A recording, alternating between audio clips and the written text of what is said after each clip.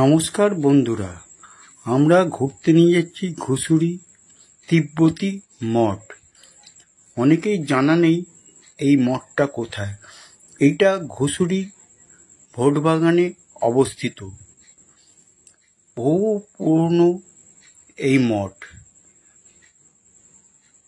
আশা করা যায় এটা 250 বছরেরও বেশি পুরনো এই তিব্বতী মঠ।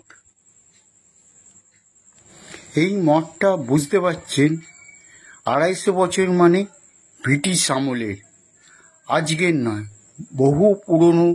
কি অবস্থা এই মঠ! গাছে ভর্তি হয়ে গেছে, দেয়াল ভেঙে যাচ্ছে, কি অবস্থা! কেউ দেখার মতো কেউ নেই।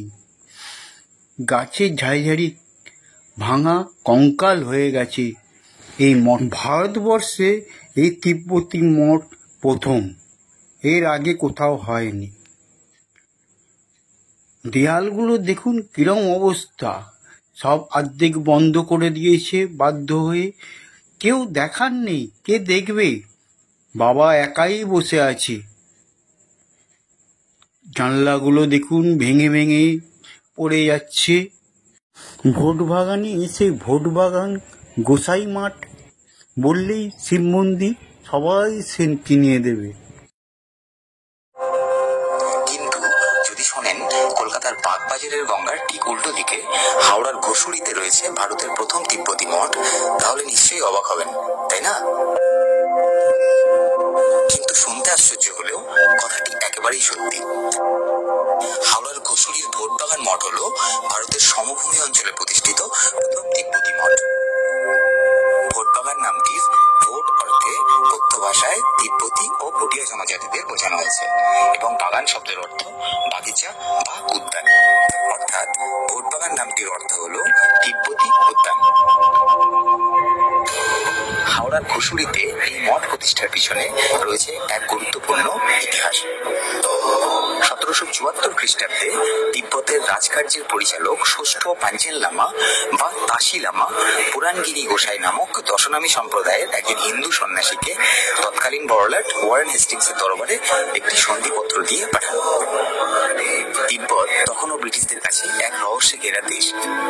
সেখানে নাকি আছে সোনার খনি ও আরো কত অমূল্য সম্পদ, কিন্তু সেই দেশে বাইরের বিশ্বের কারোর প্রবেশ করার অনুমতি নেই।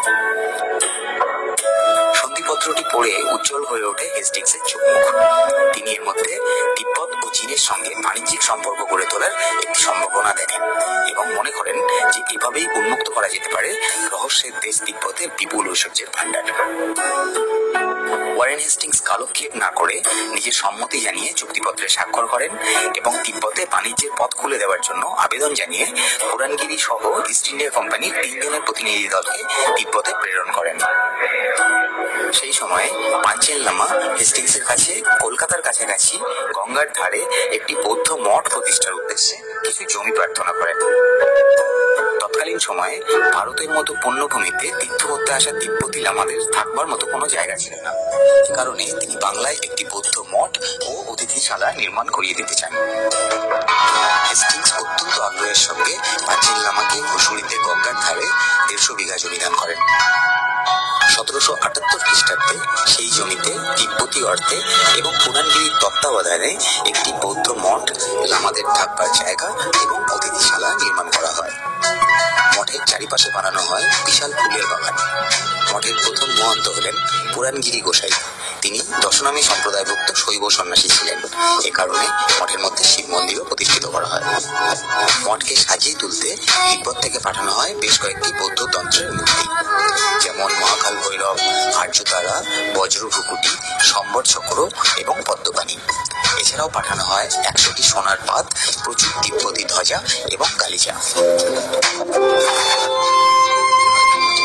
ভোটবাগান মঠের বিপুল ধন সম্পদের কাহিনী দূর দূরান্তে ছড়িয়ে পড়ে এবং ফলশ্রুতিতে এই মন্দিরটা হেরিটেজ হিসেবে ঘোষণা করেই দিয়েছে। এই মন্দিরটা সব কিছুতে দেখালাম। আপনাদের ইচ্ছা জাগে না একটা সাবস্ক্রাইব করতে? যদি ইচ্ছা যায় একটা সাবস্ক্রাইব করে দেবেন, একটা লাইক করে দেবেন, একটা শেয়ার করে দেবেন। এবার আপনাদের উপর নির্ভর করছে। আমি কিছু বলবো না। ভালো থাকবেন। সুস্থ থাকবেন, আর তাড়াতাড়ি এই মঠটা দেখার জন্য এইখানে ঘুরে যান, ভালোই লাগবে। আপনাদের রিকোয়েস্ট করছি একবার ঘুরে যান এই ভোলেনাথের নাম করে। জয় ভোলেনাথ, জয় শিব শম্ভু, জয় মহেশ।